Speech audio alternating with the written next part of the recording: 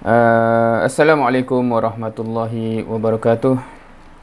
Alhamdulillahirabbil alamin wassalatu wassalamu ala asyrafil anbiya'i wal mursalin wa ala alihi wa sahbihi ajma'in. Subhanaka la ilma lana illa ma 'allamtana innaka antal alimul hakim. Rabbi shrah li sadri wa yassir li amri wahlul 'uqdatam min lisani yafqahu qawli. Okey, insyaallah. Alhamdulillah, semua alhamdulillah. So kita pergi gerakkan slide-nya. So untuk mula ni, siapa yang pernah dengar nak bagi daurah ataupun pengisian, mungkin tahulah kot style nak. Sebolehnya kalau dia nak function, memerlukan respon lah. So kita nak panaskan, menghangatkan, apa orang kata, membiasakan kita merespon. So dengan soalan-soalan yang straightforward dulu. Semua tahu tajuk malam ni? Boleh sama ada bersuara ataupun tulis di chat box tu, mana-mana yang lebih mudah. Semua tahu tajuk apa yang kita akan bincangkan malam ni?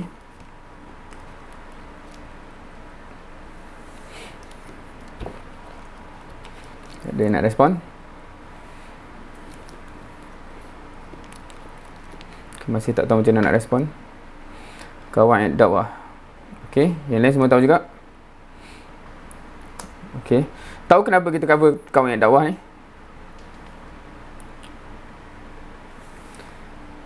Soalan dah susah pula Ataupun boleh respon bagi yang ni. Dan siapa yang rasa bila dengar je tajuk ni semangat ataupun tak semangat ataupun sebagainya. Dan kita sekaligus soalan yang paling mudah sekali lah. Semua ready nak mula dah, insya-Allah.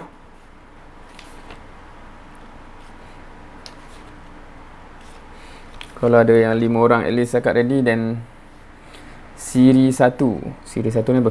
Jawapan kepada tadi. Oh, tu tajuk dia.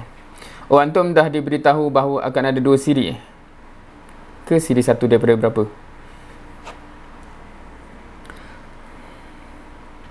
Okey, insyaAllah. So lebih 5 orang dah ready. Okey, bismillah. Kita akan teruskan. So hopefully sepanjang-panjang ni boleh semampu mungkin lah respon supaya kita punya flow tu akan berterusan. Okey, hari ni atau malam ni insya-Allah ana diminta untuk berkongsi qawaid dakwah ilallah. Qawaid ad-dakwah ilallah. So kalau buku, sebab dia ada beberapa cetakan lah kan, yang kalau yang dalam gambar tu ialah buku yang ini. Mungkin ada versi-versi yang lain, wallahu alam. Ataupun kalau kita translate daripada ke bahasa Melayu, of course yang dekat sini dia akan tulis asas-asas berdakwah ke jalan Allah. Tapi ada juga yang komen ataupun yang kata mungkin lebih faham kalau disebut qawaid, which is jamak kepada qaidah, prinsip-prinsip dakwah. So but familiar tu kan, asas-asas kita berdakwah ataupun prinsip-prinsip kita berdakwah. So digariskan dalam buku ini 21 kaedah yang kita akan cover malam ni, insyaAllah. Kita tak cover semualah. Okay. Now, before we go into the content itself, so kalau siapa yang biasa baca buku macam ni, ataupun buku fikrah apa-apalah kan, ni basically anda boleh kata antara buku yang kalau kita nak kategorikan, dia bukan kategori, dia mungkin boleh kita kata kategori bahan fikrah rather than bahan sakafah. Ada word-word yang perlu ditranslate ke? Kalau perlu, sebab tapi kalau assumption antum ni dah biasa dengan word-word ni, tapi sekiranya ada yang kod-kod fikrah ni apa ni, bahasa Melayu ke bahasa Arab ke? Sebab word-word ni bahasa Arab fikrah bahasa Arab, tapi kita dah biasa guna dalam bahasa Melayu. Sakafah pun bahasa Arab. So dia bukan buku theoretical knowledge, dia buku fikrah. So bila kita cakap pasal buku fikrah, normally ada cara penulisan dia, ada satu apa, macam mana cakap ada satu cara buku fikrah ni biasanya ditulis dan perlu dibaca, dan purpose dia bukan just untuk transfer certain ilmu, tetapi untuk membawa fikrah kita semakin matang dan semakin matang lah, in other words. So untuk malam ni sebab setiap bab yang dalam ni dia akan ada bagi dia punya tema dia ataupun asasnya, kemudian justifikasi, dalil, penghujahan dan sebagainya. Cumanya dalam sesi seperti malam ni, di mana kita akan ada masa yang terhad, siapa yang pernah cover bahan-bahan dalam ataupun asas-asas mana-mana lah dalam buku ni, either dalam liqa usrah ataupun dalam daurah ke? Pernah tak? Ada yang pernah tak? Just nak tahu kalau yang pernah tu macam mana dan berapa lama yang diperlukan, contohnya kan. Kalau kita baca dalam usrah, satu asas tu agaknya berapa lama kan? So siapa yang pernah, kita akan perasan lah, maknanya dia ambil masa sebenarnya kalau kita nak hadam, nak bincangkan, nak go through every orang kata apa, everything yang diletakkan untuk dibahaskan perkara tu tetapi malam ni bentuknya agak compress, so dia lebih kepada approach-nya lebih kepada nak perkenalkan prinsip-prinsip yang penting untuk kita fahami dan juga sedari, yang sepatutnya prinsip-prinsip ni menatijahkan bentuk kita berdakwah dan cara kita berdakwah. Okey. So dia more kepada memperkenalkan lah, memfamiliarkan kita semua dengan prinsip-prinsip tersebut, dan mendapat sedikit bayangan apakah natijahnya kalau kita mengimani prinsip tersebut. Tetapi kalau untuk kita nak go in depth untuk setiap prinsip tu, betul ke ni, apa hujah dia dan sebagainya, dia memerlukan sesi yang berbeza lah kot. Sebab malam ni kita akan cover a glance through untuk kita appreciate dahulu. So setakat yang Ana tahu, itu approach yang sesuai lah dalam konteks masa yang dia allocate untuk berapa banyak asas yang kita nak ceritakan. Now asas yang primarily diminta untuk Ana kongsikan adalah asas 11 hingga ke 15. Of course, kalau buku ni dia bukanlah bermula kat situ kan. Of course dia akan ada asas 1 hingga 10. So persoalan Ana secara umum kepada antum semua, siapa kat sini yang dah pernah cover asas 1 hingga 10? Ataupun kalau yang pernah cover sampai asas yang keberapa, boleh beritahu. Ada yang dah cover semua, ada yang cover until which point, ada yang tak pernah lagi cover, just nak dapat gambaran supaya penghalaan penceritaan malam ni akan cuba disesuaikan sebaik mungkin lah. So boleh nyatakan masing-masing bagaimana pernah cover ke, sebenarnya dah cover dah pun 11 hingga 15 dalam usrah contohnya, mungkin ada. So boleh nyatakan situasi masing-masing lah. Assalamualaikum. Waalaikumsalam. Assalamualaikum. Tak ingat lah Ustaz. Waalaikumsalam. Tak ingat? Tak ingat lah. Tak ingat pernah cover ke tak? Kalau Ustaz present daripada awal asas pun macam asas macam okey je. Oh ya ke? Okey. Tak ingat tu, tak ingat dah, maknanya pernah cover tapi dah tak ingat ke tak ingat dah cover ke tak?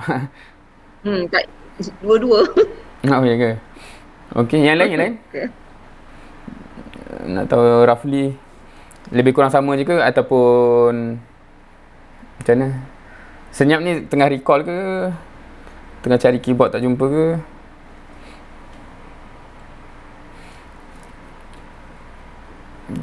Ke semua takut salah? Sebab ni jawapan tanya apa background masing-masing tak ada maknanya tak pernah dengar tajuk pernah dengar, tak sure pernah ikuti ke tak. Okey, tapi yang tak pernah dengar, buku ni pernah beli tak? Buku ni sendiri pernah buka tak? Kalau ada yang kata mungkin pernah dengar ke tak pernah dengar, tapi the buku itself, either buku ni tak sure ada PDF ke tidak, tapi pernah beli tak? Sebab kadang-kadang kita pernah lalu certain daurah tu kan, tapi kadang-kadang biasanya itu yang biasa lupa. Tapi kalau biasa pegang buku ni senang ingat sikit. Pernah tak sama, tak pasti sama, tak pasti. Okey lah, tak apa. Now sebelum nak cerita kenapa yang diminta tu 11 hingga 15, sebab dia pecahkan 11 hingga 20 dipecahkan kepada 2 sesi sebagaimana. Now kenapa begitu? Kerana kalau ikut silibus 2020, 1 hingga 10 Bairat telah pun di cover dalam marhalah sebelum ini. Okey. Tapi dia quite interesting lah sebab silibus baru tu baru keluar. Sebelum ni semua the whole from 1 hingga ke akhir di marhalah yang antum ada sekarang ni. Okey. Tetapi sekarang ni dia turunkan 1 hingga 10 tu jadi marhalah sebelum antum sekarang ni. Kan? So, dan jadi dia quite interesting bagi orang yang dah sedia di marhalah antum ni. Tapi belum start baca. Dan tiba-tiba dia punya syllabus dah start daripada 11. That is quite interesting lah. Kenapa dia interesting? Satu, sebab dia bahan fikrah. Dan kedua, dia berkesinambungan. Maknanya dia build up from the foundation ke atas, ke atas, ke atas, ke atas. So, kalau kita skip tu, dia boleh jadi pening sikit lah kan. Kenapa ni? Apa ujung pangkal dia kan? So, that is where it is becoming interesting lah kalau bahan-bahan yang sebegini. Dia berbeza dengan bahan macam Saqafah purely ilmu contohnya. Kalau kita terlepas kelas Taharah, fikah Taharah kan, bersuci, kita datang kelas solat ataupun puasa, kita masih boleh faham sebab dia isolated. So kalau kita terlepas pun boleh ikut lagi. Tapi kalau bahan yang berkesinambungan ni, dia macam kalau kita tak terima poin sebelum tu, so contohnya belum beriman dengan yang first, nak pergi ke second tu, dia jadi dia tak ada dasar dekat situ. So sebab tu nak tanya just nak dapat gambaran lah. Okay. So sebab yang lain tak komen, so Ana akan mengikuti cadangan tadilah. Akan glance through sepintas lalu daripada 1 hingga 10 dan hopefully sampai ke 15 terus insyaAllah. Okay. So terus kita terus masuk ke content ya. Al-Qawaid Al-Ula. So Ana letakkan juga dia punya bahasa Arab sekaligus supaya yalah kita belajar jugalah perkataan-perkataan yang familiar. Ad-da'wah ilallah sabilun najah fid dunya wal akhirah, ataupun translation dia, dakwah kepada Allah adalah jalan keselamatan di dunia dan di akhirat. Wallahu alam, dia mungkin ada sebab saya copy terus bahasa Melayunya dari buku ini walaupun kalau saya tengok word Arab an-najah tu bukan kejayaan kan. Tapi tak apalah, mafhum dia samalah tu, selamat dunia akhirat, berjaya dunia akhirat, similar konteks lah insya-Allah. Okey, so ini adalah al-qaidah al-ula, asas yang pertama ataupun prinsip yang pertama. Dakwah kepada Allah adalah jalan keselamatan dunia dan akhirat. Of course Ana akan, macam mana sebut tadi, Ana tak akan cover all the details dalam ni. Memang tak sempat, dan sebab kalau kita cover macam tu, setiap asas tu at least sejam setengah. So malam ni kita akan lebih kepada nak appreciate, itu dia punya flow kerangka besarnya, dan at least kita appreciate prinsip-prinsip yang sepatutnya kita faham dan imani dan menatijahkan amal. Cumanya kalau kita tak convince dengan salah satu asas tu, penghujahan yang panjang lebar tu kita tak sempat cover malam ni lah. Okay, Ana akan just petik beberapa benda just untuk kita appreciate either konteks asas tersebut, atau kalau kita pegang asas tu, apa akan jadi kepada kita. Benda-benda begitulah hopefully untuk kita boleh appreciate. Suatu keyakinan yang menyebabkan da'i sentiasa istiqamah sungguh pun perlu mengorbankan seluruh jiwa raga dan menempuhi pelbagai mihnah dan cabaran. So kefahaman ini, bila kita cakap dakwah kepada Allah itulah jalan kejayaan dan keselamatan dunia akhirat, bagi orang yang betul-betul beriman, itulah dia. Natijahnya ialah sebegini. Maksudnya dia akan jadi istiqamah walaupun jalan tu susah, perit, terpaksa berkorban lebih.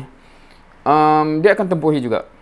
So Ana sebutkan ni supaya kita boleh reflect lah sejauh mana kita terima benda tu, internalize, based on selama ni kita dah sampai ke level ini ke, ataupun sejauh mana. Sekalipun ianya tugas yang sukar, tetapi ianya umpama makanan yang lazat, serta merupakan suatu yang besar pengertiannya pada jiwa. Siapa yang dah rasa benda ni?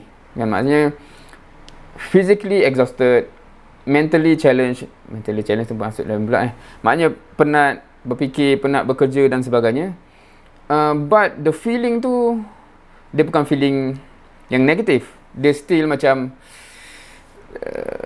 kemanisan dia tu terasa kan. So bagi yang orang yang dah meyakini inilah bendanya, kejayaan syurga dan akhirat tu melalui jalan ini, dengan menempuhinya walaupun berat dan sebagainya, sebab meaning dia kepada jiwa tu berbeza, menyebabkan dia bukan jadi benda yang menyebabkan kita menyampah, tetapi menyebabkan ada kemanisannya di situ insyaAllah. So semakin lama kita berjalan di atas jalan ni, as long as dia berpasak kepada keyakinan yang sebegini, insyaAllah kita boleh istiqamah.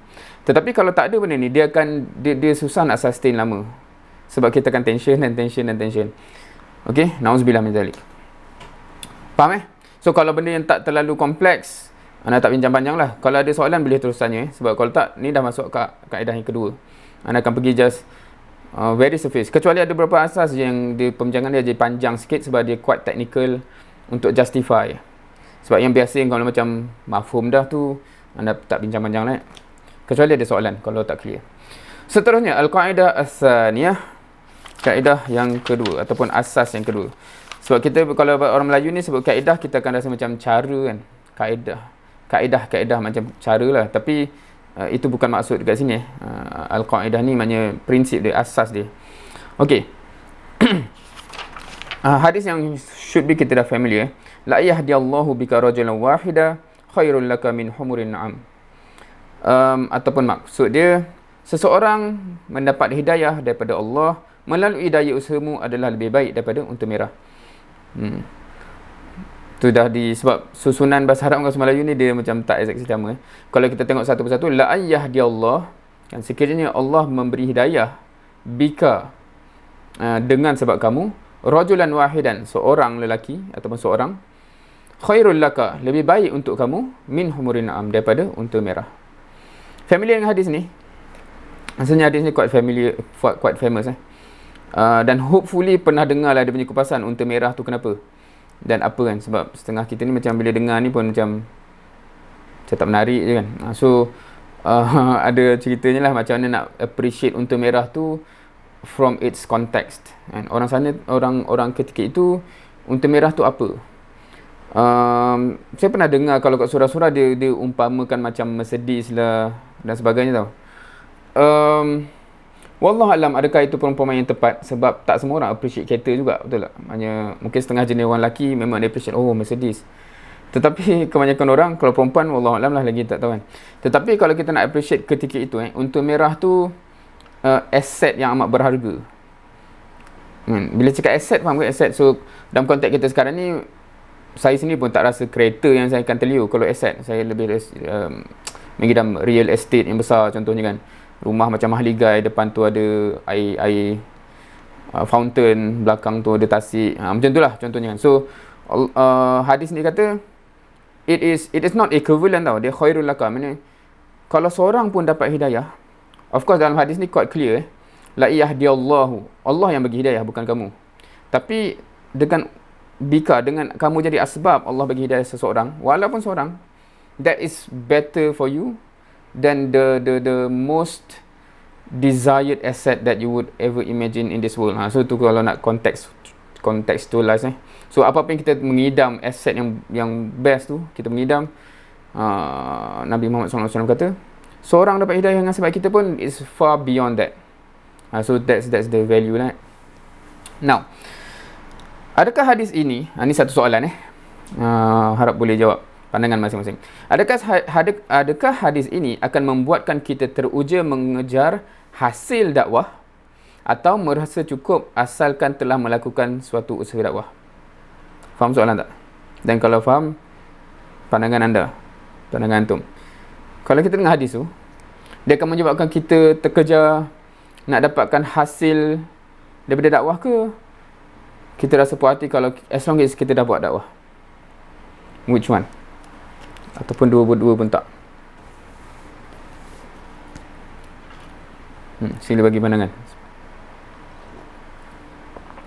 Kita tak faham. Kalau ada tak faham kat mana-mana, boleh minta, boleh soal.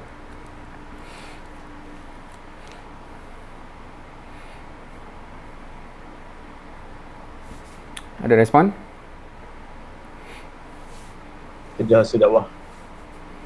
Kejar hasil. Yang lain? Ya. Hasil. Kenapa hasil?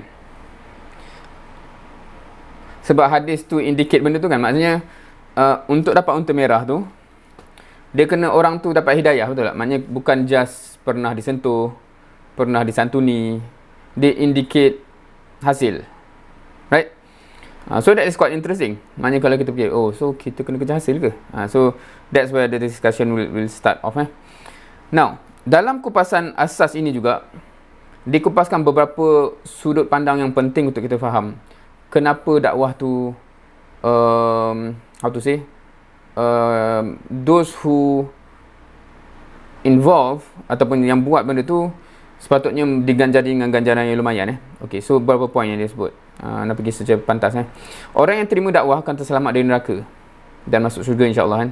So tak ke layak orang yang menjadi asbab kepada benda tu pun dapat benda yang lumayan, sebab efek daripada orang yang terima dakwah tu, bila kita bawa Islam contohnya, dia terima Islam tu, dia terselamat daripada neraka. Bukankah itu satu benda yang amat besar kan, dan sepatutnya kita ada saham kat situ kan. Of course point ni hanya akan dia akan terhasil kalau dia actually sampaikan hasil lah kan. Maknanya kalau dakwah tu belum membuahkan hasil, dia belum lagi terima Islam tu, tak adalah point ni. Second, setiap amal yang dilakukan lepas dia berubah, da'i pun akan dapat ganjaran. Ini ada banyak hadis yang indicate as such kan. Maksudnya siapa yang memelihara sunnah yang baik dan sebagainya. Ini pun mengindikasi bahawa hasil tu juga penting. Maksudnya kalau dia berubah, buat amal dengan kita punya nasihat, dengan kita punya bimbingan, insya-Allah setiap kali dia beramal dan sebagainya, kita akan ada saham.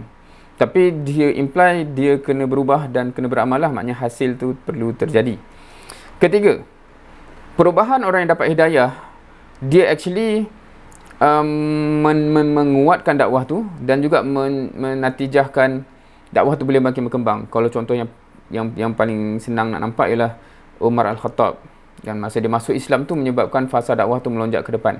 Contoh. So again, hasil juga. Maksudnya bila dia dapat hidayah, dia menjadi part of pendakwahan.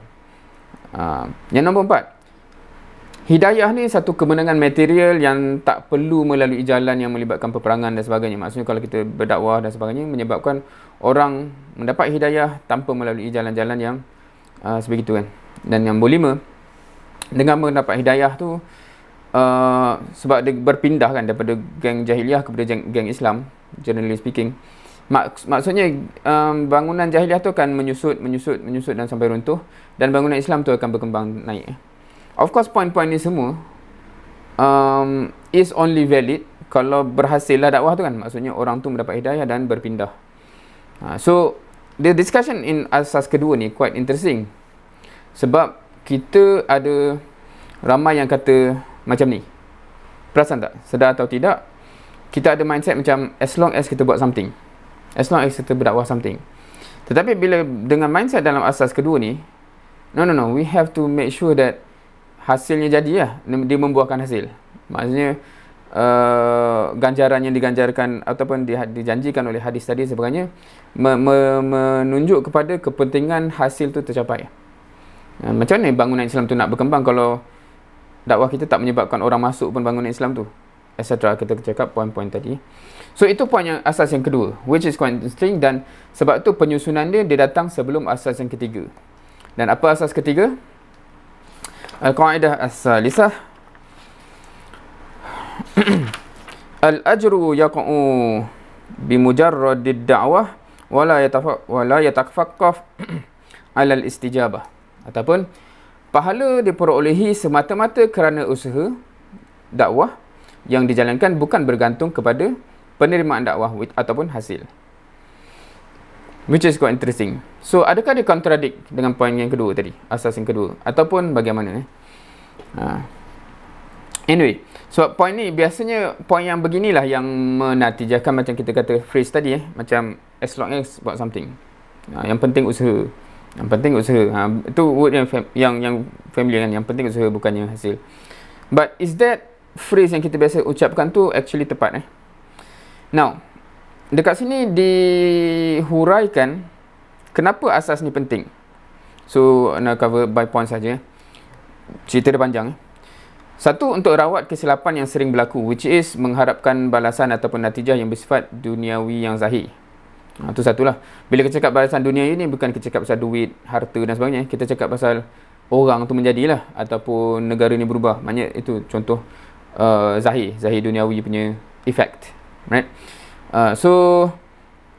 Rawatannya ialah, maknanya untuk merawat orang yang macam bila dia berdakwah ni, dia expect benda tu must be there. Mesti nampak. Kedua, untuk merawat supaya da'i ni tidak diruntun rasa kecewa dan putus asa. Sekiranya berlaku, contohnya macam kebanyakan para rasul, respon umatnya memang in a certain way kita akan cakap mengecewakan lah kan. Tetapi asas ni penting untuk mengelakkan perasaan ini dan putus asa. Ketiga, merawat penyakit isti'jal ataupun tergesa-gesa dan menjadikan hasil dunia sebagai syarat meneruskan dakwah. Kan sekiranya kita ada karakter macam ni, kalau buat kerja dakwah ni macam tak ada nampak hasil pun, baik tak payah buat. So that is the problem. And that is where bila kita balik pada asas tu cakap, ganjaran tu, ajar tu, pahala tu dia bukan tergantung kepada hasil, tetapi kepada usaha. Now, balik kepada statement tadi, asalkan buat something ataupun at least buat something ataupun yang penting usaha dan sebagainya kan. If you really understand cerita kita as far as kita dah sampai sekarang, kalau kita tanya soalan macam ni, katalah kita punya usaha ni tak adalah tara mana pun, tiba-tiba dapat hasil, tiba-tiba orang tu berubah, pahala kita tak kat mana? Based on asas pahala kita bergantung pada usaha, bukan hasil. And so that's one dimension lah bila kita nak faham, konteksnya macam tu pula maksudnya sebab kadang-kadang ni kita menumpang tuah je kan, maksudnya nampak hasil depan mata kita, rasa macam dah menyumbang. Sedangkan contohnya Rasul dulu bekerja bertungkus lumus dan sebagainya, kadang-kadang ada Nabi yang hasilnya tak nampak depan mata. So adakah ganjaran kita lebih? Tidak kan. So dia ada another dimension. Plus kita akan bincangkan juga dalam konteks mindset dia apa mindset dia ialah usaha yang dituntut tu, sebab tu dia akan masuk kepada asas yang lepas ni. Usaha yang dituntut tu apa? So bila kita cakap yang penting usaha, bukan yang penting asalkan ada usaha tau. Yang penting usahanya reach to a certain level, then of course pertanggungjawapan kepada hasil tu bukan kepada kita tapi pertanggungjawapan ialah usaha tu kena reach a certain level. Datang kepada asas yang keempat. Alat dakwah an yasil ila ratbah al-muballigh wa an yas'a ila al-balagh. Ataupun seorang dai berkewajipan mencapai tahap muballigh. Kan? Kat situ ada word Arab dia muballigh, dan berusaha untuk menyentuh kalbu dalam penyampaian dakwahnya. So itu ada penafsiran kat situ lah. Sebab kalau dalam word Arab ni ialah sepatutnya kita berusaha sampai level al-balagh. So apa benda tu? Now, kalau kita pergi pada poin-poin dan Ana just petik-petik poin penting kat sini. Dekat sini where pada pengalaman Ana bila bawa buku ni, sebab dulu dari asas yang pertama ni di untuk peringkat muayyid sampai asas keempat ni pun ramai yang berasa berat nak terima sebab contohnya kalau kita cakap ni, based on asas ini tidak ada i'tizar ataupun tidak ada uzur tak ada kemaafan, tiada maaf bagimu kalau dai ni gagal menyampaikan seruannya ataupun gagal mencapai level al-balagh. Maksudnya bila dia berdakwah tu poin tu tak sampai pun makdum tu, orang tu tak faham pun apa benda dia nak sampaikan kan. So masih tidak ada maaf bagi dai tu, tidak ada keuzuran Boleh terima tak? Siapa boleh terima benda ni? Ataupun terasa macam apsah heavy semacam So titik tolak buku ni sebenarnya dia bermula dengan asas-asas yang awal 4 ni. So kalau siapa yang tak terima 4 yang awal ni, semua yang the rest tu dia jadi macam just teori sembang je lah sebab kita tak ada pasakan dia di mana bagi orang yang terima benda ni, all of those become important points untuk kita consider supaya kita reach this level. Level apa? Al-balagh. Maksudnya bila kita menyampaikan dakwah ada benchmark levelnya, kata insyaAllah kita fulfill faham ke? Ada persoalan? So Ana just listkan secara umumnya Ana just petik poin-poin penting untuk kita just reflect satu, tak ada maaf kalau tak sampai level tu. Kedua, so implikasi dia apa? Kena kuasai apa yang kita nak sampaikan. Kita kuasai ke apa yang kita nak sampaikan? Islam ni apa dan sebagainya, ataupun dakwah kita apa. Ketiga, untaian kata-kata kita sepatutnya memberi kesan kepada hati. Sebab yang kita nak dapat bila kita berdakwah tu adalah hati mereka kan. Dan huraian dia ialah bukan pula kita cakap tu dia makin tak faham kan, apa benda abang ni cakap kan, bahasa bombastik dan sebagainya, tapi tak dapat point. So maknanya tak sampai level al-balagh. Keempat, perlu fasahah. fusha ataupun kelancaran dan intonasi dalam sampaikan kata-kata. Ni pun of course kita semua dalam usaha untuk memperbaiki lah kan. Saya pun tak tahu level mana dah penyampaian ni kan. Tetapi dia punya demand kalau kita nak cakap kat sini, it does require certain level of competency yang kita kena capai. Dan kalau balik pada point tadi yang pertama tu, kalau kita tak capai, tiada maaf. Of course dia balik juga kepada asas yang ketiga tadi. Yang penting usaha. Maknanya kalau kita dah usaha mati-matian untuk capai level tu, tapi Allah takdirkan tak dapat, dan insya-Allah kemaafannya ada kat situ lah. Tetapi usahanya kalau tak nampak, itu yang kita risaukan. Yang kelima, wujudkan teman seperjuangan yang dapat memperbaiki metod penyampaian dakwahnya. Kalau kita baca huraian dia, of course cerita yang famous tu lah, Nabi Musa dengan Harun. Nombor 6, wasail ataupun wasilah ataupun kaedah alat dan alat bantu. Contohnya familiar kan dengan dialog Nabi Ibrahim mencari Tuhan tu kan. Anda letak quote dan quote tu sebab actually dia bukanlah mencari Tuhan. Dia menggunakan approach itu untuk dakwah. Familiar kan? Siapa pernah? Sebab dalam buku ni dikupas dalam benda tu. Kisah Nabi Ibrahim. Sebab orang Melayu biasa cakap, orang Melayu punya cerita macam soalannya memang Nabi Ibrahim tengah cari Tuhan. Tapi kalau dia tengok kepada surah tu, dia macam ni sebab dia depan maduk dia. So dia buat dialog tu kan macam, oh ni Tuhan kot kan, besar ni kan, tapi hilang pula dah malam. Dia gunakan kaedah untuk mempengaruhi mindset orang. So itu contoh-contoh bila cakap pasal kaedah-kaedah yang interesting lah. Maksudnya cakap ajuk ke, bagi analogi ke kan, dan sebagainya. Kalau yang dia pecahkan bahala pun kita family juga kisah tu. Maksudnya bila dia pecahkan, lepas tu dia letak kapak tu dekat yang besar tu, dia tanyalah bahala tu, maknanya nak suruh orang berfikir dan sebagainya. So itu contoh-contoh banyak dalam buku ni, nak menunjukkan level of effort kita nak bagi orang faham dan tersedar hakikat kebenaran tu, menggunakan macam-macam approach yang very kreatif, alat bantu dan sebagainya lah. Kreatif dalam sampaikan dakwah, contohnya Nabi Nuh. Semua tahu kisah Nabi Nuh, surah Nabi Nuh, dan dia cakap dia cuba bisik-bisik, dia cuba terang-terang, dia cuba siang malam dan sebagainya. So kena kreatif kan. Siapa yang dah cover surah Nuh pun mungkin akan very appreciate apa yang Nabi Nuh rasai lah. Sebab dia tak ada, Nabi Nuh dia tak ada senior kan. Faham ke kalau cakap macam tu? Sebab dia rasul yang awal, rasul yang paling awal yang ada umat yang agak besar. Dan Adam, Idris tu belum lagi dengan Nuh kan. So berbeza macam nabi-nabi yang lepas tu. Nabi Muhammad SAW pun bila menghadapi cabaran dakwah yang tertentu, Allah ungkit Nabi dulu kan dalam Quran. Tapi Nabi Nuh ni dia kena fikir sendirilah. So dia terpaksa kreatif. Dia tak ada senior yang berhadapan dengan kaum macam tu. Berbanding kaum nabi-nabi dan rasul yang datang kemudian, yang datang kitab cerita pasal Nabi Nuh. So kalau kita pun bila kita tadabbur surah Nabi Nuh tu, macam surah Nuh tu quite interesting lah. Macam kalau kita tak ada orang nak guide kita pun, terpaksa lah kreatif. Contoh hikmah terhadap ban'u, okey, dan seterusnya. Okey, itu 8 item yang dinyatakan dalam asas yang keempat. Kita perlu ataupun kita berkewajipan untuk sampai level al-balagh. Kan familiar dengan hadis tu kan, balighu anni walau ayah kan. Sampaikanlah daripadaku walaupun sepotong ayat. Macam tu kan.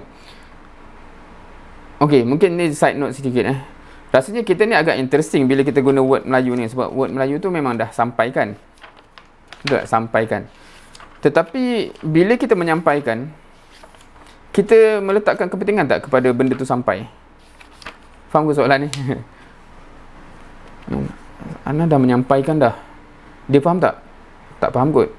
Dah tu macam mana menyampaikan tak sampai?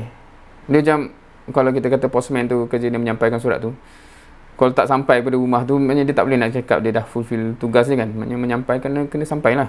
Bukan kerja kita bila balik tu bukan takalam kan, bukan cakap je kan, tapi menyampaikan, bagi sampai, bagi point tu sampai, bagi dia tersedar. Which is level dia begitulah. Itu cabaran dia. Seterusnya, asas yang kelima. Semua okey ke ni? Semua senyap ni? Harapnya senyap, tekun menyalin nota dan merefleksi diri ke apalah kan. Okey. Ada apa persoalan minta terus tanya. Okey. Al-Qaedah, tapi mungkin sebab refresh asas yang pernah cover, so mungkin tak ada banyak soalan. Asas yang kelima. Ala da'iyah an yuqaddim al-juhd al-bashari wa huwa yatlubu al-madad ar-rabbani. Da'i perlu mengembelingkan sepenuh tenaga usahanya demi mengharap bantuan Rabbani.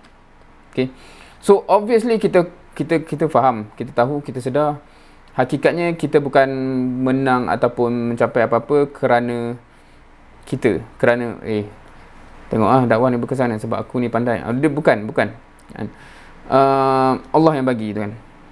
Even hadis yang unta merah tu pun Allah spesifik kata siapa yang Allah bagi hidayah kepada mereka dengan sebab kamu. So kamu tu je asbab je, aku yang bagi hidayah kan. Tapi demand dia kat sini, kriteria dia ialah kita nak dapat bantuan Allah tu perlu gembeling sepenuh tenaga usaha. Okay.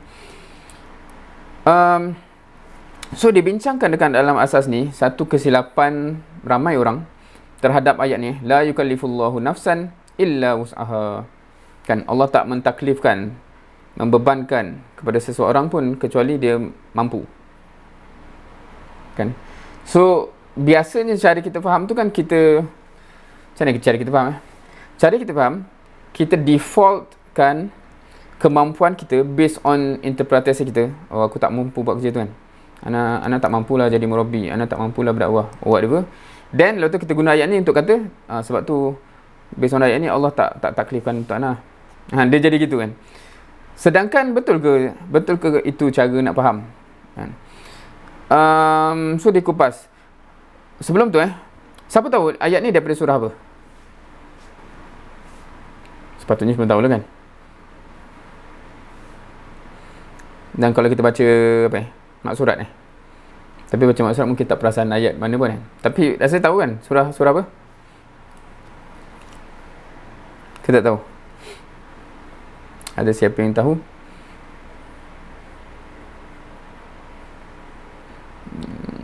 Tak apa. Kalau ada yang tahu atau jumpa, nyatakan nanti kalau ada yang nyatakan, anda pergi ke situ. Tapi sebelum tu, sebab anda teruskan poin-poin yang dalam buku ni. Now, ada perbincangan dekat sini tentang kemampuan dengan kemahuan. Kan, kemampuan dengan kemahuan. Sebab, belik-belik bila kita tadi bila kita tak nak, dan biasanya kita punya, macam mana cakap biasanya kita set kemampuan kita tu sebenarnya diwarnai oleh kemahuan. Faham ke cakap macam tu? Sebenarnya kita memang tak nak pun. So dia bukanlah sebenarnya tak mampu, sebab dia berbeza kan. Kita nak, saya nak lari maraton ni 10 km ni kan. Cuba juga tu memang tak mampu, semput. Dan memang kita boleh justify lah, kemampuan aku tak kat tu je. Tapi ni belum lari pun, tak minat lah maraton ni. Lepas tu kita kena kenapa tak lari ni kan. Saya mana mampu maraton ni kan. Maknanya kita kadang-kadang ada tendensi begitu. Balik kepada surah Al-Baqarah. Dia ayat last surah Al-Baqarah, betul tak? Dia dekat hujung surah Al-Baqarah. Siapa pernah tadabbur surah Al-Baqarah? Ke tak nak sebab panjang sangat? Pendek cerita sebab ni keluar tajuk dulu kan. Kalau kita baca surah Al-Baqarah dari awal, kita akan nampak salah satu mesej besar dia. Ni salah satu tema besar surah Al-Baqarah ialah khalifah. Wa iz qala rabbuka lil malaikati inni ja'ilun fil ardi khalifah. Dan seterusnya, sepanjang kalau kita tengok from that perspective, sepanjang surah ni kita akan nampak tema khalifah tu. Satunya half of the surah kita akan nampak senior kita yang diberikan tugas khalifah tu, Bani Israel, tetapi kita tahu apa yang dia buat. Kan? Again and again kita tahu apa yang dia buat. Sampailah tengah-tengah, exactly tengah surah Al-Baqarah tu, cerita perubahan kiblat. Kan?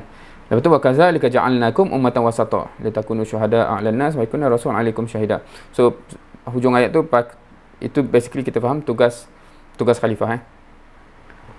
Dengan pertukaran kiblat tu lah, وَكَذَلِكَ جَعَلْنَاكُمْ أُمَّةً وَسَطًا. Sekarang ni kamu yang dijadikan umat pertengahan, which is tugas khalifah tu jatuh kepada kamu. Dan kalau kita perasan, tu satu perbincangan juga lah, kenapa apa signifikannya tu perubahan kiblat tu dengan perubahan legasi tu kan, dengan tugas khalifah. But kita tak ada masa untuk malam ni. Lepas tu je, dengan kini kamu dah jadi khalifah, perasan tak second half of surah tu cerita apa? Again and again cerita apa? Cerita hukum hakam, betul tak? Kalau kita nak kata, kita insyaAllah, hopefully kita doakan Allah temukan kita dengan Ramadan, insyaAllah. Apa dalil yang biasanya bulan Ramadan masuk je kita tahu, kutiba alaikumusiyam, kan. Oh, diwajibkan puasa. Lepas tu ada kutiba yang lain juga kan, betul tak?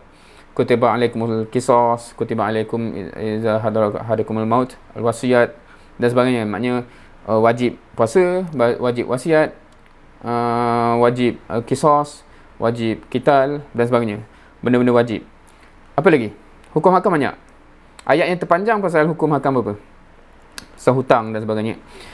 Kalau kita perasan, in that context, itulah kerja khalifah ni. Maknanya bila Allah dah kata, senior kau ni, aku sepatutnya dia orang pikul tugas khalifah tu, tengoklah perangai dia orang dia buat apa kan.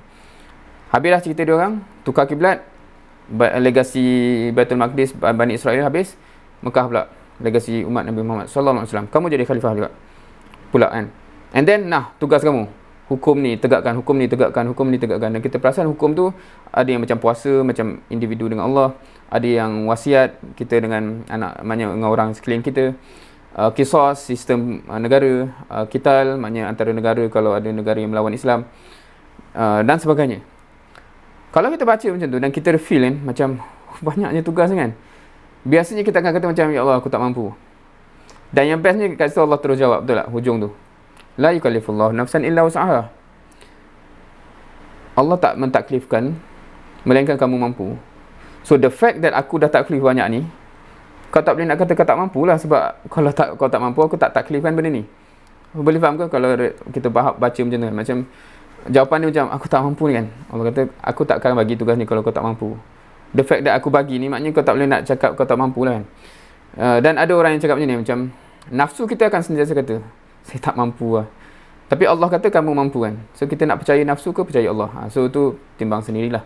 So kat sini pembincangan panjang juga tentang kenapa kita biasanya rasa satu benda tu kita tak mampu. Sebenarnya kita tak pernah try pun, kita tak pernah test our limit pun, tapi kita mengada-ngada kata tak mampu. Sebab rupanya nafsu dan syaitan berjaya mempengaruhi kita, menyebabkan kita tak nak benda tu dan kita buat dalil konon-konon tak mampu, padahal tak usaha pun. Okey, kalau kita rasa berat, maksudnya tak mampu ke? Oh, beratnya nak buat benda ni kan. Does that mean tak mampu? Faham ke? Beratnya nak jadi nakik, beratnya bawa surah, beratnya berdakwah, beratnya apa-apalah. Does that mean itu tak mampu? Kan? Kalau kita familiar dengan ayat ni, infiru khifafan wa thiqala, Allah suruh berangkat. Ringan ke, berat ke, berangkat. Maksudnya apa? Bila Allah dah kata Allah taklifkan kena berangkat, maknanya kamu mampu. Cuma tinggal memanglah ada terasa ringan, ada terasa berat. Tapi kamu mampu berangkat tu, kena berangkat lah. Kan? So berat is not, macam kita rasa berat, suffer tu bukan orang kata apa argument yang boleh diterima untuk kata tak mampu. So itu muhasabah untuk kita lah. Kan? Dalam ni ceritanya banyak. Siapa yang tak pernah baca in detail, mohon baca lah kan. Dia bawa cerita-cerita sahabat yang memang kita tengok macam Masya Allah kan. Tapi memang tak sempat. Kalau kita hujung nanti ada masa, bolehlah kita pergi balik cerita-cerita yang memang hebat lah kan. Sahabat yang dah amat tua, orang kata kamu dah uzur kan. Tak. Allah kata infiru khifafan wa thiqala, ringan ke berat ke pergi. Aku sekarang memang terasa berat, tapi Allah kata berat pun pergilah kan. Dia tak ada kondisi lain kan. Bukan masa ringan je pergi. Okey, seterusnya asas yang keenam, Al-Qa'idah As-Sadisah, Ad-Da'iyah apa ni? Macam mana baca ni? Miratun da'watihi kenapa baris ni tinggal-tinggal ni? Wa namuzajun kenapa baris dia ni tinggal-tinggal? So ana tak bukan orang yang pakai bahasa Arab. So kalau barisnya tak ada ni, ana main agak-agak je lah. So, kenapa cetakkan buku ni baris dia separuh-separuh? Anyway, kalau kita ambil translation dia, para la'i adalah cerminan dan model dakwah yang dibawa. Faham tu cukup Kebanyakan asas ni sebenarnya very straightforward, senang nak faham. Tetapi bila kita huraikan atau baca lebih lanjut, dia jadi macam okey. Sebab dia sebenarnya beyond sedikit apa yang biasanya kita faham ataupun kita assume kita faham. Now, apakah dakwah yang kita yakini dan kita bawa sebenarnya? Sebab point dia tadi ialah kita sebagai da'i ni sepatutnya menjadi cerminan ataupun model kepada dakwah yang kita bawa. So soalan, kalau anda tanya soalan pertama, kita bawa dakwah apa kan? Dan kalau apa-apa kita jawab tadi, soalan lanjutan dia lah, adakah kita dah jadi cermin ataupun model kepada dakwah yang kita cakap tadi? Kalau kita ambil level paling nak katalah dakwah-dakwah yang level ringan level dakwah umum lah, orang umum kata dakwah mengajak orang untuk menyampaikan salam, contoh kalau itu yang kita bawa, apakah natijah kita jadi cermin? Kita lah antara orang yang memang amat mengamalkan sebarkan salam, betul tak? Boleh faham Tapi kalau kita punya dakwah tu beyond that bukan sekadar sebarkan salam, tapi bukan sekadar sebarkan senyum, tetapi lebih. Dakwah ini kata kita perlu menegakkan ini. Macam mana kita nak jadi cermin So ini slogan yang biasa kita cakap bila anda tanya budak-budak surah, biasanya Ustaziatul Alam tu biasa disebut So anda tanya kat sini, adakah dakwah menuju Ustaziatul Alam satu kerja waktu lapang? Boleh jawab? Based on antum punya kefahaman, dakwah untuk capai Ustaziatul Alam, adakah dakwah tu dakwah yang biasanya yang hanya dilakukan masa free time, masa-masa lapang dia buat? Adakah itu nature dakwah untuk capai Ustaziatul Alam? Obviously jawapan dia agak obvious So bila kalau kita kata akulah yang membawa dakwah tu tapi kenapa aku nak dakwah nak masuk lapang je So dan kita memang tak jadi cermin ataupun model dakwah yang kita bawa. So jadi satu muhasabah yang besar dekat situ itu lagi satu. Ni lagi satu, usrah kita ni kat arah Ustaziatul Alam, betul ke? Siapa yang claim? Kalau siapa pernah dengar Ana bagi penyampaian, mungkin pernah dengar cerita ni lah. Ana pernah cerita, nak tanya dekat orang yang ikut usrah kenapa ikut usrah Betul, dia kata nak kejar Ustaziatul Alam, nak capai Ustaziatul Alam. Respons buatan hantar macam nak lempang Pernah dengar? Siapa pernah dengar cerita ni? Tahu tak? Ataupun kalau tak pernah dengar, boleh agak tak? Kenapa bila dia cakap usrah dia untuk capai Ustaziatul Alam, Ana tu rasa nak sepak dia? Siapa boleh agak?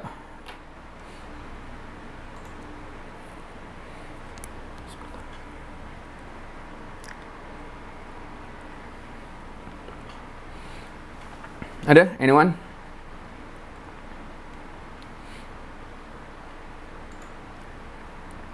Semua tak biasa berinteraksi ke semua ni? Ustaziatul Alam tu Macam mana? realistik ataupun tidak Ustaziatul Alam tu. Maknanya antum nak kata Ustaziatul Alam tu tak realistik? Tak, maksudnya macam macam mana? Adakah kita nak bawa dakwah tu ke arah macam mana? Apa gambaran dia yang sebenar dalam Ustaziatul Alam tu? Adakah dia nak bawa dia punya dakwah tu adakah dia rasakan benda tu satu benda yang singkat lah realistik dari segi masa tu. Maksudnya maksudnya masa dia hidup boleh capai ke tak benda tu lebih kurang macam tu Okay, now kenapa kita selalu associate usrah kita dengan Ustaziatul Alam? Siapa perasan? Sebab hakikatnya begitu Hakikatnya usrah ni didesign untuk ke situ. Sebab itu cara pelaksanaan dia in a very specific way untuk mempossiblekan Ustaziatul Alam tu Now, kalau nak faham kenapa Ana rasa nak lempang, Ana bagi analogi yang lagi senang untuk semua orang Islam faham lah kot Katakan Ana masuk masjid atau surau, Ana tengok ada seorang dewasa ni, dua orang dewasa yang tengah solat berjemaah tu. Tapi sambil dia solat, dia pijak-pijak kaki kawan dia macam budak-budak tu pijak kaki kan, lawan-lawan pijak kaki. Boleh bayang ni orang dewasa yang bukan budak. Ana tengok, ya Allah, apa benda ni Lepas solat Ana tanya, korang ni solat kenapa Saya solat untuk mengejar redha Allah. Macam tu lah jawapan dia, macam yang nak menyebabkan anak lempang tu Maknanya bukan isunya usrah tu memang bukan bezanya. Maksud Ana tu bukan jawapan Ustaziatul Alam tu yang problem, dia tu yang problem. Datang usrah lambat, tak prepare, buku nota tak bawa, lepas tu mengada nak cakap benda tu So maksudnya itu memang kata-kata kosong lah basically Maknanya bukan real Sebab kalau orang yang real, Ana pernah jumpa orang yang memang ikut usrah, gaya dia memang Ana takkan nafikan memang dia serius kata memang dia nak capai Ustaziatul Alam. Cara dia berusrah tu amat berbeza dengan orang yang datang usrah tu sebab kebetulan malam ni lapang ataupun nak jaga hati abang tu dan sebagainya. So tu satu cerita lah. So model yang kita bawa, ataupun bila kita kata kita sepatutnya menjadi cermin dan model kepada dakwah yang kita bawa. Kalau kita yakin dakwah kita memang nak kerja benda yang besar tu, kita kena jadi model yang begitulah. Cara kita kerja kena reflect kerja kita tu besar lah kan. So anyway, so tu satu benda yang masing-masing kena reflect. Dan anda rasa kebanyakan kita tak pernah berada di persimpangan untuk really tanya soal the hard question kan. Mungkin sebab anda tak tahu lah, mungkin history anda pernah melalui benda tu kan, macam betul ke dakwah ni kan. So anda pernah tanya, pernah pergi ikut tabligh, pergi Seri Petaling, tanya Tok Syekh dia kenapa dakwah macam ni dan sebagainya. So anda dapat semua jawapan-jawapan tu dan anda pilih yang mana anda yakin dan sebagainya. Dia menyebabkan bila kita pilih tu with conviction lah kan. Dan cara kita deal dengan benda tu amat berbeza dengan kita dah kebetulan orang ni tajmid kita follow je kan, tak tahu sebab apa. So obviously cara kita go through the process akan berbeza. Anyway, seterusnya asas yang ketujuh, al-qaidah as-sabi'ah, khatibun nas ala qadri uqulihim kan. Berbicaralah dengan manusia ala qadar, atas kadar akal mereka. Straightforward So ni pendek cerita lah. Konsep dia senang. Obviously banyak daripada asas ni konsepnya senang, logik, rasional. Cuma tinggal nak buat tu mencabar. Nak buat tu mencabar. Kita tak dapat nafikan kelompok manusia berbeza memerlukan pendekatan dan laras bahasa yang berbeza. So contohnya yang dia sebut dalam buku ni, orang awam yang tak berpelajaran compare dengan lepasan IPT, compare dengan golongan yang memang berkepakaran. Obviously laras bahasa yang sesuai dengan mereka setiap satu ni berbeza. Masa bincang dalam usrah bila nak buat usrah student UIE, kadang-kadang kita nak appreciate tau orang awam yang tidak berpelajaran ni. Sebab kat Malaysia ni mungkin taklah satu mungkin kita tak nak kata apa kita tak masuk kepada golongan tu satu hal lah. Sebab tu kita tak tahu kelompok tu macam mana kan. Tetapi kalau kat Mesir bila kita cakap kat Mesir, golongan yang berhuruf yang ramai dan sebagainya, memang ada orang yang memang bila kata tak berpelajaran tu tak berpelajaran sungguh. So amat lain kalau kita nak deal dengan mereka dengan orang yang masuk sekolah dan masuk IPT apa lagi kan. So itu satu cerita juga. Maksudnya kita sendiri sebagai da'i tak pun pernah reach orang yang kita masih balik-balik. Kalau dan ikram ni apatah lagi kan, semua orang kata golongan elit, semua golongan lepasan IPT. So macam mana? So kena mampu tak? Balik kepada asas yang keempat tadi. Bila kita cakap bila kita kena deal dengan mereka dengan laras bahasa yang berbeza dan sebagainya, so kewajipan untuk kita mampu untuk deal dengan golongan berbeza ni ke macam mana? So balik kepada asas yang awal tadi. Seterusnya asas yang ke-8. Ana akan terus So siapa nak tanya terus tanya Okey. Al-ibtila sunnatullah kan. Ujian itu adalah sunnatullah taala. Wa huwa sabilu ila tamassul ad-da'wah wasighah an-nafs wafqul akidah. Ia adalah sebagai jalan mengaplikasikan dakwah dan membentuk jiwa yang konsisten dengan akidah. Okey, so ujian itu adalah sunnatullah, rasanya benda yang kita kerap sebut lah.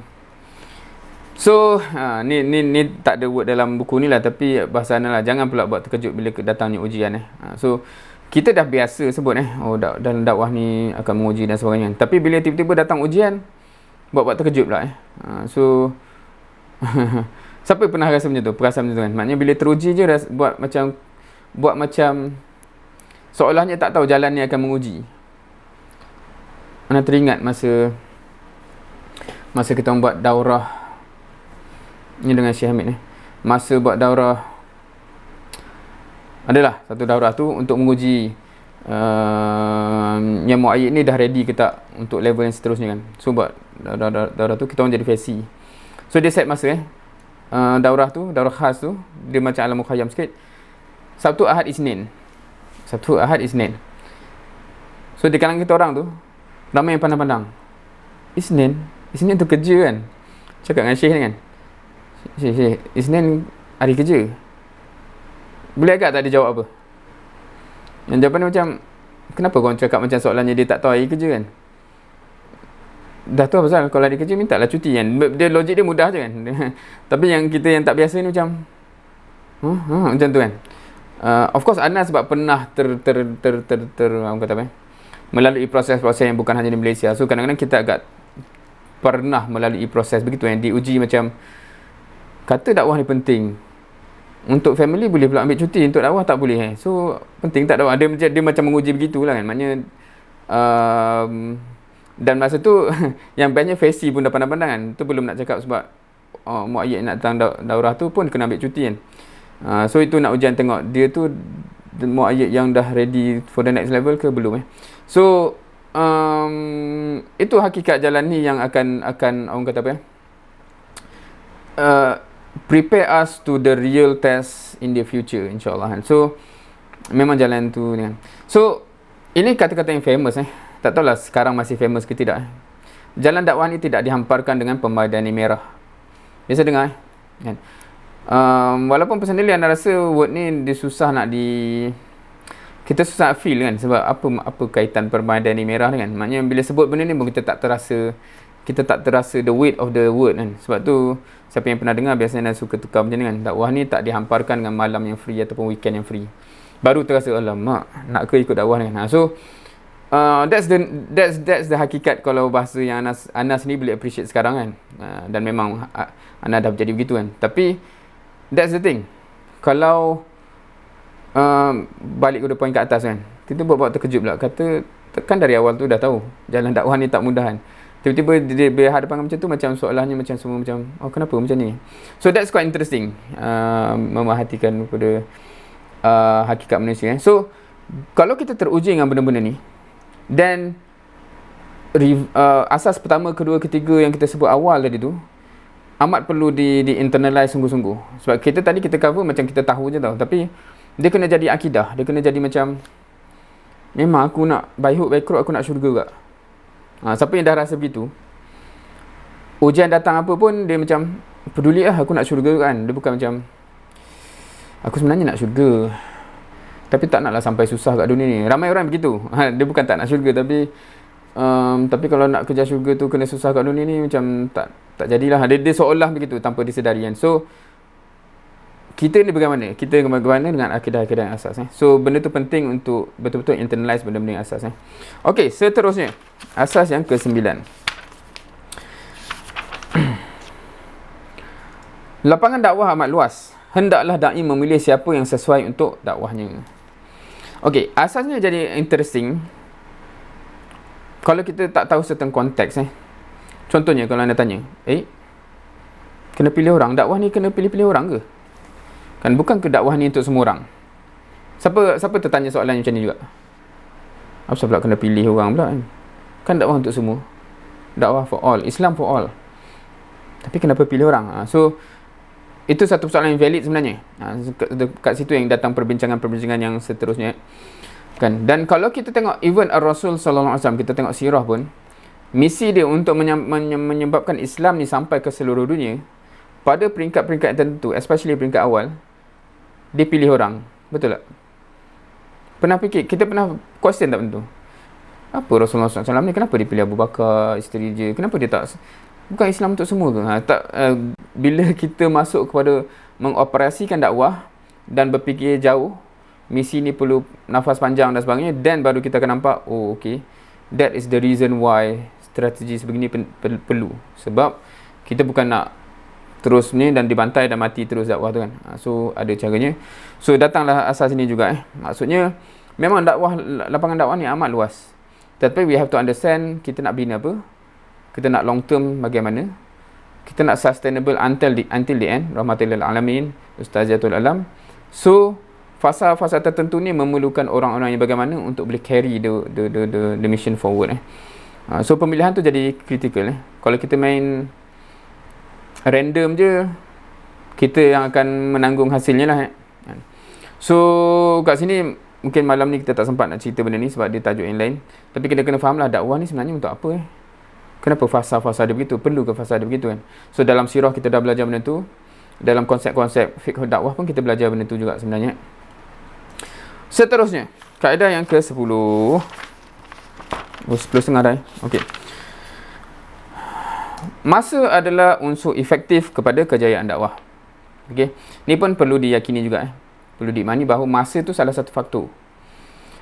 Benda ni penting kenapa? Sebab satu, untuk elak putus asa. Sebab kalau kita tak rasa benda tu faktor, kita akan rasa macam bila tak dapat after a certain time, aku dah cuba dah, 2 minggu dah aku cuba.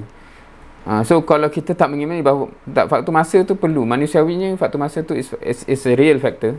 Kalau tak ada dalam minda kita begitu, kita cepat putus asa. Na'udzubillah. Kedua, kita juga kena faham, disebabkan masa itu adalah faktor yang real bagi manusia. Bila dapat something, dia internalize, dia kadang-kadang berfikir. Kita pun dah lalui proses tu kan. Dia bukan terus, kita bukan mesin kan. Dia macam kadang-kadang bermain fikiran kita, dan lah proses manusia berubah begitu sampai dia buat decision yang konkret dan sebagainya. So kita jadi quite optimistic bila kita sampaikan something dan sebagainya. Just kerana kita tak nampak perubahan fizikal tu immediately, bukan bermakna tak ada kesan dalam diri dia yang akan terus memberi kesan sehingga dia buat decision yang besar kan. So dia jadi macam kita keep on optimist, sebab kita faham masa tu adalah faktor yang real. Faham ke? Sebab kalau kita tak faham benda ni, dia jadi macam semalam aku dah tazkirah dah kat dia kan, dia tak nampak pun. So kita assume orang macam jadi dengar flip switch. So manusia bukan begitu So satu lagi aspek ialah bahaya bila kita paksa sebelum masanya. Dan dia tengah proses ni, tak habis prosesnya, kita dah paksa. Kau nak tak usrah ni? Pilih cepat sekarang. Ataupun apa-apalah yang kita bagi pilihan sort of begitu Apatah lagi kalau kita cakap yang ke depan nanti kan, dia kena pilih apa-apa dan apa kan. So dia bincang dekat sini juga amat bahaya bila benda tu berlaku. Dan biasanya benda ni bila kita tak factor in masa tu lah. So effect dia either bila kita paksa, dia ada beberapa kemungkinan Setengah tu macam kena paksa, malah dia lari. Ataupun sebenarnya dia belum sampai masa, tapi dia kesian ke kita ke apa, dia terima. Tapi memang dia akan suffer lah lepas tu, sebab dia belum ready. Ataupun yang jenis ni berpura-pura lah kan, maknanya dia belum terima, tapi kita push juga. Faham tak ni? Faham tak? Faham. Dia dah timbul kepura-puraan kat situ kan. So these are all the things that sometimes happen, yang kita kena faham, kita kena cuba elakkan. So kita do not paksa something sebelum sampai masanya. Begitulah sedang cerita dipendekkan konsepnya. Seterusnya masuk kepada asas yang ke-11. Okay. Dakwah adalah seni dan kepimpinan. Ia berdiri atas perancangan dan pemantauan. Okay. So ada word-word yang biasa kita dengar kat situ kan. Ad-dakwah fannun. Kan? Ini seni. Wahya taqumu ala takhtit wal mutaba'ah. Word mutaba'ah biasa kita dengar kot. Takhtit mungkin jarang sikit. Tapi itulah perancangan dan mutaba'ah pemantauan. Rasanya insyaAllah kita faham konsep dia. Dan perancangan perlu ada 4 benda. So dia listkan benda ni. Satu, matlamat kena jelas. Kemudian wasilah untuk capai matlamat tu pun kena clear. Ketiga, bahan-bahan, sumber-sumber resources yang perlu untuk laksanakan benda tu pun perlu ada. Dan keempat, pemantauan dan penilaian yang berterusan. Okay. So bila kita cakap pasal matlamat, first and foremost, kita sendiri, setiap individu kita ni, kita kena boleh jawab soalan ni lah. Kenapa aku berdakwah? Kenapa? Kan? Dan dibincangkan dalam buku ni, dalam asas ni, kena clear apa beza matlamat besar dan matlamat kecil. Okay, matlamat besar dan kecil. Dan penceritaan ni panjang lah kat sini, sebab once kita kata tanya diri kita, ataupun tanya ramai-ramai orang kan, kenapa berdakwah? Kadang-kadang jawapan dia berbeza. Dan ramai orang kadang-kadang jawapan dia ialah jawapan yang matlamat yang kecil. Dan dia ada indikasi, kalau itulah dakwah yang dia nak capai, tak peliklah kalau wasilah dia semua ke situ. Kan? Dan mungkin tak pergi kepada matlamat besar, contohnya lah. So ada perbincangan kat sini dalam konteks macam mana priority dalam antara matlamat ni kan. So ada hierarki dia dan sebagainya. So in detail kena cover pada masa yang lain lah. Tapi just anda sebut kat sini, ada cara untuk kita menilai, especially bila bertembung kan. Pengabdian diri kepada Allah adalah matlamat yang teragung, dan maklumat yang khusus adalah benda yang sementara, lokal dan terhad. So bila nak kata apa? Bila seolahnya bertembung, dia macam mana pula bertembung kan? Sebab maklumat kecil tu biasanya lahir daripada maklumat yang besar. Tapi dia ada situasi, circumstances yang menyebabkan dia macam bertembung, operasi wise Kalau kita ambil contoh lain bukan contoh dakwah tapi contoh fiqah. Under umbrella of semuanya bernaung di bawah syariat Allah. Contohnya ada hukum hudud. Tapi satu contoh yang amat famous ialah ketika Umar yang menangguhkan hukuman hudud tu ketika kemarau dan sebagainya. Kenapa dia buat begitu? Sebab hudud tu adalah maklumat khusus untuk capai maklumat yang lebih besar, kan? Tetapi ketika itu kalau dia buat maklumat khusus tu, dia akan violate maklumat besar tu, keadilan, orang tak rasa keadilan dan sebagainya. So faham So bila bertembung tu kita kena boleh nilai, okay, in this case sepatutnya yang tu yang supersede. So sama juga dengan dakwah ni. Macam contohnya maklumat khusus ni banyak orang kalau nak perincikan kita ada dakwah dalam bidang ekonomi, dalam bidang siasat, dalam bidang pendidikan, dalam bidang tarbiyah, bla bla bla. So semua benda ni untuk saling mencapai maklumat besar yang kita nak. Tapi ada ketikanya untuk mencapai maklumat besar ni, yang ada benda kecil-kecil ni kita perlu timbangkan balik sebab pada ketika ini dan sebagainya. So benda tu jadi kuat teknikal. Okey. Wasilah dan uslub perlu sesuai dan efektif. Perancangan perlu kepada maklumat yang lengkap, bahan yang mencukupi. So ni pembincangan panjang lah. Dia macam faham. Tak ada benda yang kita tak faham kan. Tapi sebab itulah bila kita baca benda ni dalam konteks kita dah beriman asas kata tu, kedua, ketiga, empat tu, dia jatuh kat kita. Tu yang jadi berat tu. Macam okey, aku kena reti merancang, aku kena reti buat uslub yang efektif, aku kena ada information yang cukup, aku kena tahu wakil dan sebagainya. That is where dia akan rasa macam macam mana nak capai benda tu Kalau kita just nak teori je, tak ada benda yang pelik pun kat sini kan. Perlu jelas timeline. Perancangan yang hebat akan berakhir dengan kegagalan kalau pemantauan tak ada. Dan kadang-kadang kita, ini antara isu besar kita lah, isu pemantauan. Kita punya planning, strategic planning punya gempak dan sebagainya. Tapi bila nak memantau perjalanan tu, problem. Seterusnya, Al-Qa'idah As-Saniyah Asyar. Asas yang ke-12. Dakwah, okey, yang ni agak panjang sedikit lah kot. Sebab dia dah masuk benda yang agak teknikal. Dakwah adalah gambaran realiti tentang jihad. Ia selari dengan jihad qital demi mencapai maklumat dan hasilnya. Siapa faham? Siapa faham ayat tu? Ad-da'wah suratun akidah min suratil jihad. Wa tashtariku ma'al qital fil hadaf wan natijah. So dia selari dengan qital. Al-qital tu jihad kita lah, jihad perang. Jihad perang dengan pedang. Fil hadaf wan natijah, pada hadaf dan natijah. So kat sini quite interesting perbincangan dia jadi panjang sebab sebelum kita nak faham apa natijah dekat dakwah, kita kena faham juga in the first place perang tu benda, qital tu macam nak faham. Sebab kalau kita tak faham konsep jihad qital dalam Islam, dan macam mana kita nak mirrorkan dengan dakwah dalam konteks, sebab asasnya kata dakwah dengan jihad qital tu dia selari, dia parallel. Macam mana kan? Okay, in short kalau kita pergi kepada poin-poin besar dalam asas ni, first tekankan, dijelaskan bahawa jihad bukan hanya jihad qital. Untuk kita mungkin kita tak ada salah faham ni tapi sebab kat dunia ni ada orang yang ada salah faham ni. Maksudnya bila sebut jihad je dia terbayang perang. So dia establish first, tak. Jihad bukan hanya itu. Walaupun jihad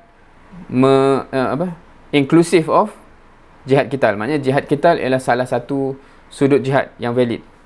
Tetapi kalau orang faham bila sebut jihad je nampak benda tu, tak.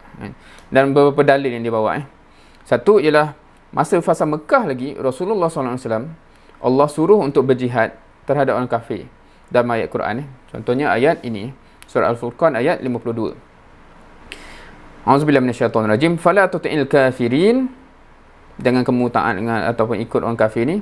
Wajahidhum bihi jihadan kabira. Kamu kena berjihad terhadap mereka. So kat sini bihi ni ditranslate sebagai dengan hujah Al-Quran. Bihi tu balik dari Quran. Jihad dan kabira, jihad yang besar. So Nabi dah disuruh berjihad, tapi dalam kupasan ayat ni kata ni surah Makiyah. So Nabi suruh berjihad, tapi kita tahu for a fact that tak ada peperangan berlaku sepanjang kat Mekah tu kan. So Nabi berjihad ke tak ni? For sure Nabi berjihad, for sure Nabi amalkan ayat Quran. So maksudnya kat situ terbukti bahawa jihad tidak semestinya perang. Jihad dengan Quran, menggunakan hujah daripada Quran pun jihad. So dekat situ dia dah establish bila kita sebut jihad, it's much more wider daripada hanya perang. Okey. Makna jihad bukan untuk menghapuskan musuh, tapi menghapuskan sebab permusuhan. Faham ke? Kan bukan kita nak hapuskan orang tu, tapi kita nak menghapuskan asbab yang menyebabkan kita dengan dia bertentang. So contohnya apa? Kalau kita nak ambil contoh apa? Dalam konteks mereka violate orang Islam ke apa kan. So maknanya itulah yang menjadi asbab kita berperang kan. So kalau dia berhenti buat benda tu, kita bukan terus nak bunuh juga, aku nak bunuh juga dia tu kan. Bukan. Kita hanya nak menghapuskan asbab daripada permusuhan tu kan. So disebabkan itu dalam sejarah Islam tu, bila kita nak faham konteks perang tu, dia begitu. Sebab tu di setengah negara perlu berlaku peperangan tu, Konstantinopel ke apa kan. Tapi di tanah air kita tak perlu perang tu, sebab asbab tu tak ada. Untuk dakwah masuk ke sini, dia boleh masuk. Tapi untuk dakwah masuk ke sana, dia tak boleh masuk, dia sekat. So sekatan tu perlu dihapuskan. Sebab selagi sekatan tu ada, dan Islam takkan sampai ke sana, dan itu is not acceptable kan. Hidayah ni milik semua orang. So kalau kita pergi jauh ke depan, kalau kita fikir jauh ke depan, soalan yang biasanya kalau nanti ke depan ni akan ada lagi ke jihad kita ni? Kemungkinan ada. Contoh kalau kata contoh hypothetically speaking, kalau kerajaan North Korea tu masih dictatorship yang menyekat, kalau Islam nak masuk pun tak boleh dan sebagainya, tu kerajaan tu perlu dihapuskan lah supaya semua rakyat dia boleh menikmati Islam. Contoh so itu perbincangan in the future.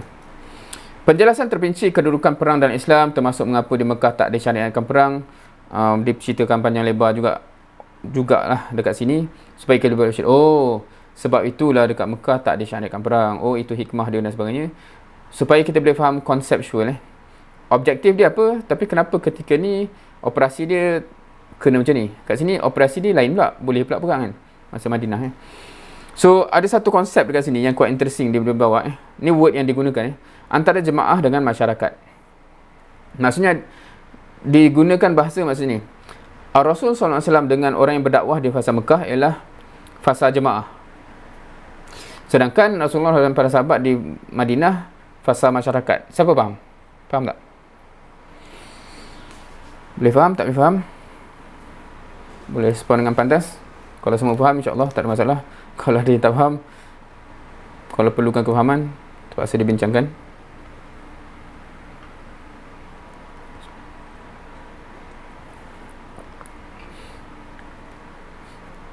Tak ada respon? Tak ada respon, anda assume faham lah sangka baik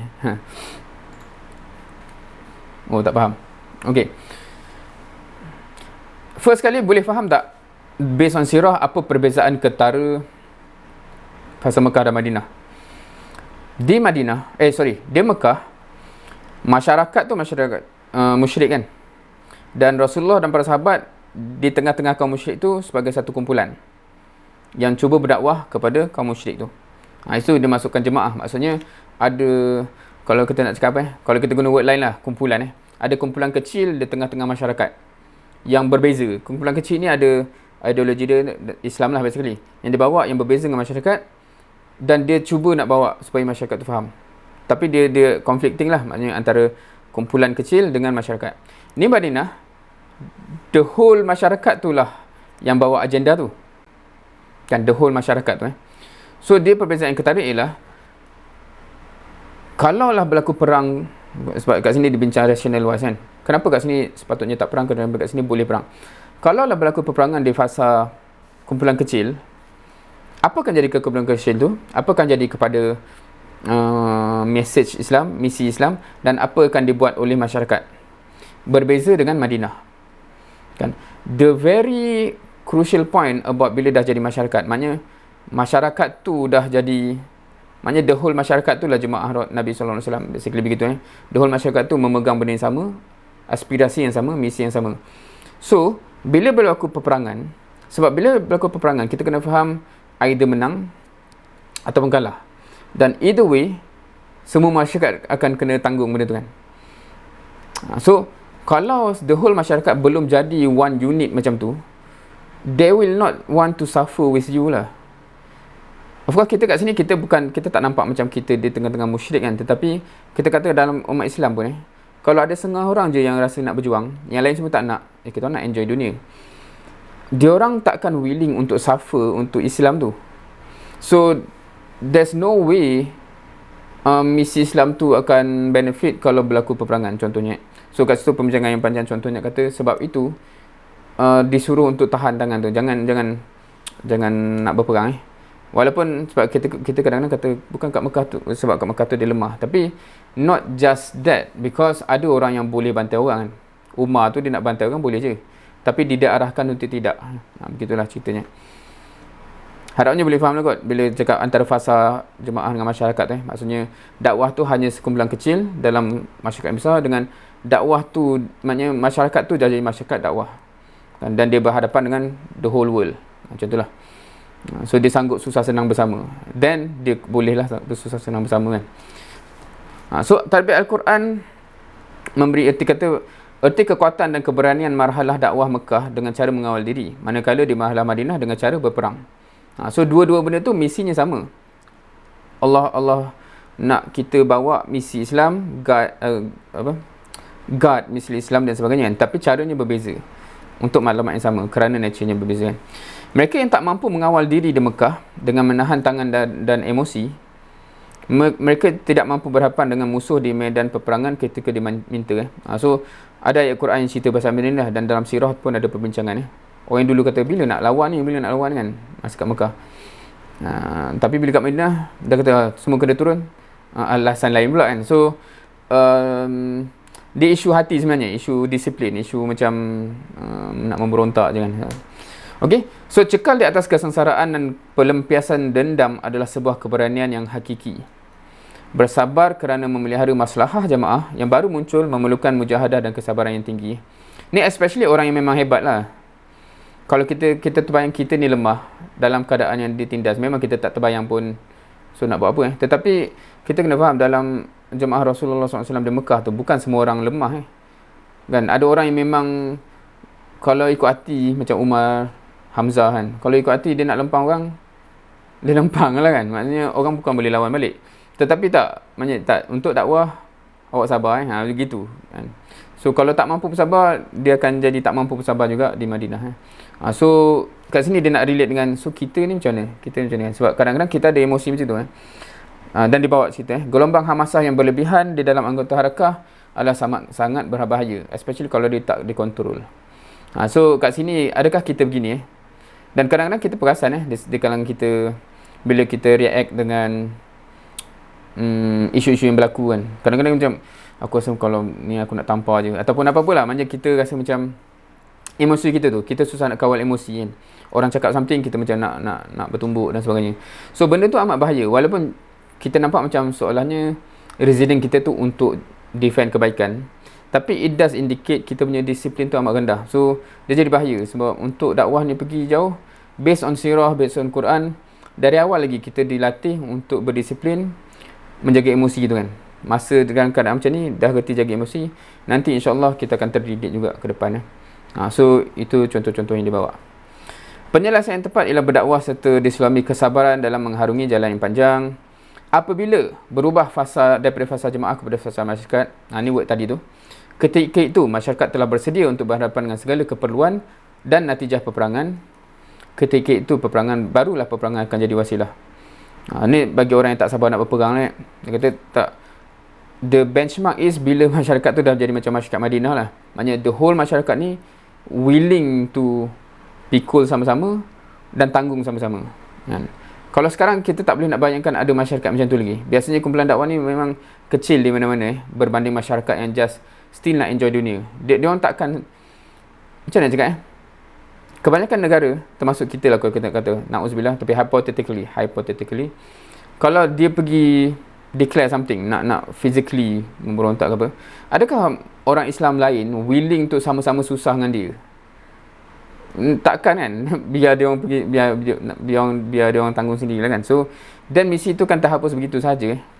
So itu yang kena faham. Seterusnya, okey, kita cuba sempat rasanya kan, hopefully insyaAllah. Yang ke-14 ke-13, sorry, ada dua lagi. Al-Qaedah As-Salisah Asyarah, dakwah adalah perniagaan mulia yang tidak boleh dijual dengan habuan dunia. Okey. Again, straightforward, semua kita faham. Cuma kat sini dia quantify sikit. Bila kita cakap pasal ganjaran yang kita nak hindari tu, dia bukan just isu macam duit bukan hanya wang ringgit. Tapi apa benda yang lain juga. Contohnya famous. Insta famous ke apa benda kan. Ataupun nama dan sebagainya. So, ganjaran dia, kenapa kita perlu elak, kalau konteks dia kat sini ialah sebab purpose kita nak make sure dakwah ni sampai kepada hati mad'u. Dan dihuraikan kat sini kenapa ni harapnya kita semua faham konteks ni konteks dakwah, bukan konteks fiqh. Bukan konteks nak kata benda ni haram. Contoh. Kalau kita ambil konteks sini, first dia kata untuk elak salah tanggap daripada mad'u yang menganggap bahawa da'i ni menjadikan dakwah ni sebagai punca pendapatan untuk ataupun kumpul kemasyhuran atau apalah yang upkan diri kita. Bila nak cover benda ni dengan kayu air contohnya, dia orang tanya, tapi macam mana kalau guru yang ajar Quran tak boleh ke dia ambil upah?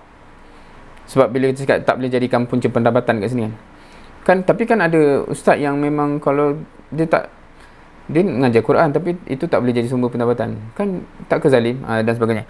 Tapi kita kena faham itu konteks yang amat berbeza. Itu konteks yang amat berbeza kalau kita cakap pasal ilmiah dan sebagainya. Yang ni kalau kita cakap dalam konteks purely dalam konteks dakwah, kita membawa dakwah, sebab dia ada efek kepada orang. Kalau dakwah tu menjadi sumber pendapatan, so once mad'u ada persepsi begitu, dia ada benda yang kita in the first place memang kita nak elak.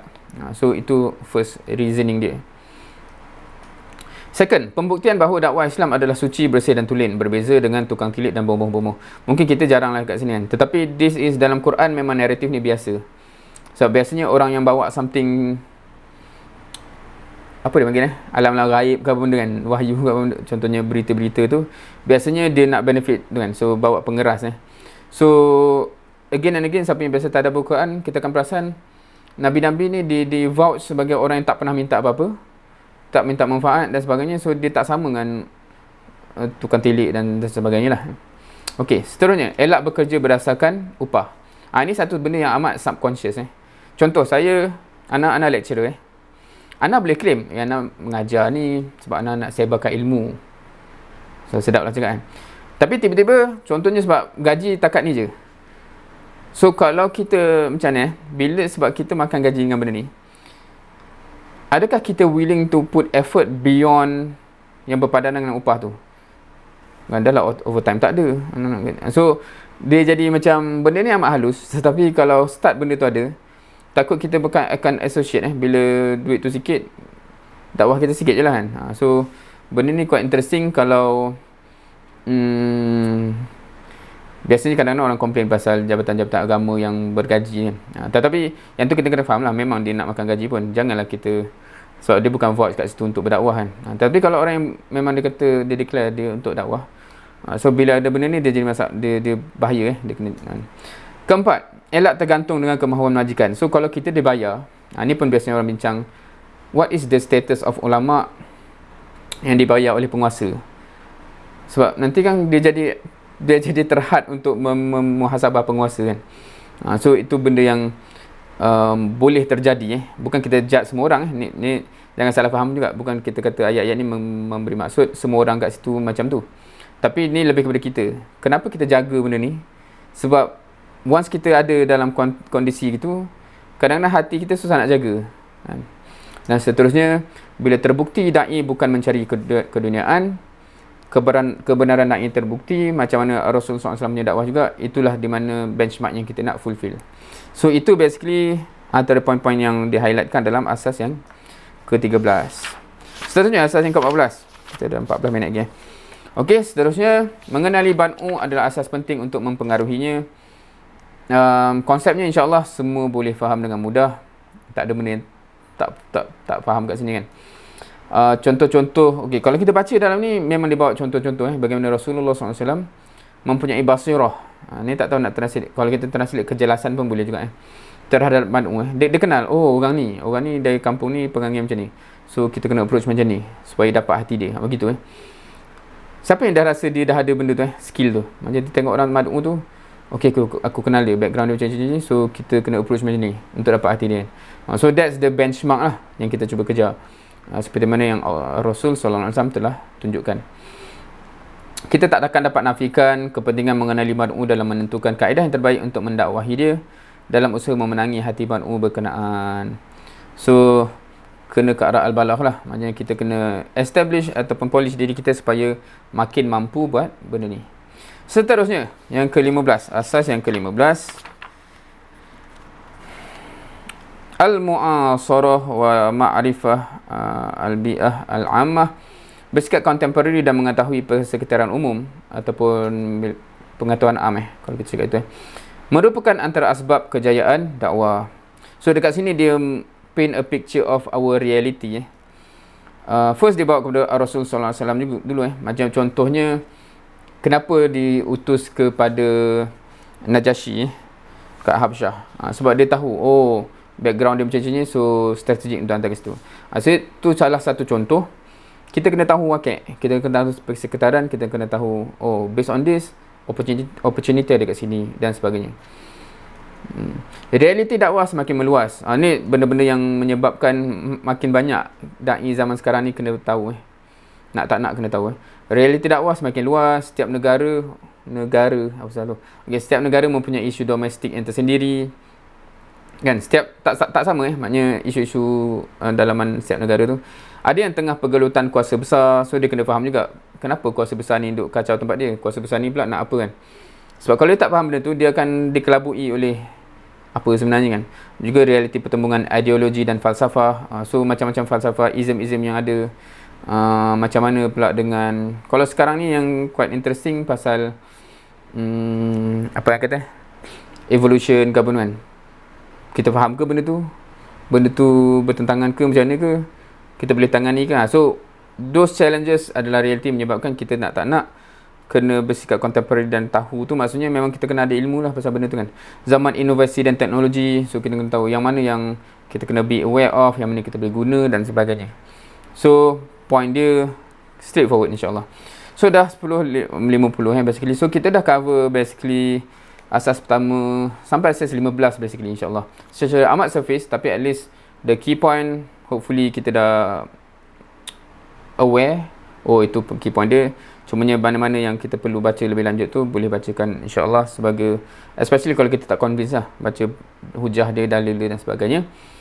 Dan yang tinggal adalah 16 hingga 21 yang mungkin penganjur akan susun masa akan datang lah. Of course yang 16 onwards ni dia lagi kompleks lah sebenarnya. Kalau siapa ada buku tengok pun dah nampak wah, sebab pembincangan dia susah nak sekaligus je, sebab dia memang berkaitan dengan isu yang berat.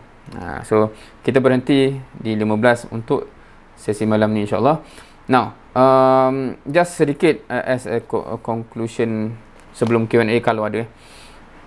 Anda petik kat sini, ni ada video lain lah, siapa yang nak tengok full video of perkongsian ni pasal ayat-ayat syurga dalam Quran boleh tengok, ada kat YouTube.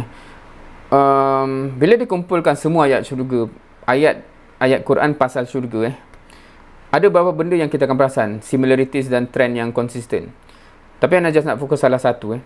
Kita akan perasan again and again bila Allah cerita pasal orang yang masuk syurga dengan nikmat tu, biasanya macam apa?